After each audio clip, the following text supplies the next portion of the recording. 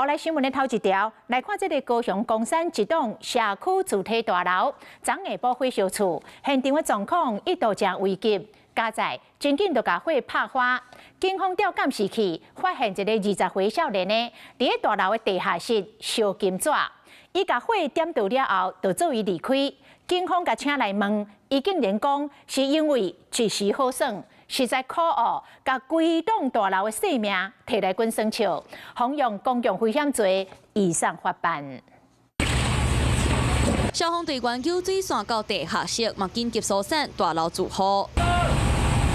行动不便的时大风杀出来，消防队员出入入，赶紧拍火。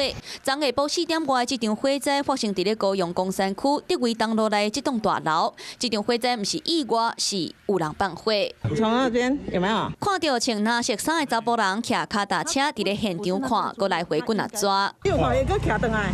原来伊就是放火的人。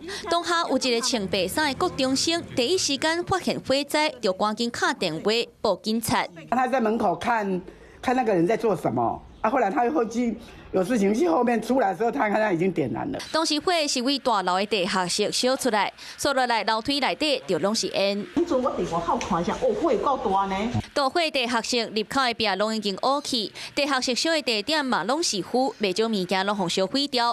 啊，若放火的查甫人伫咧当日暗时就互查出身份。刘姓男子在冈山区竹围东街一处民宅地下室焚烧金子，导致燃烧。20岁老姓查甫人毋是大楼住户，煞走去大楼的地下室烧金纸。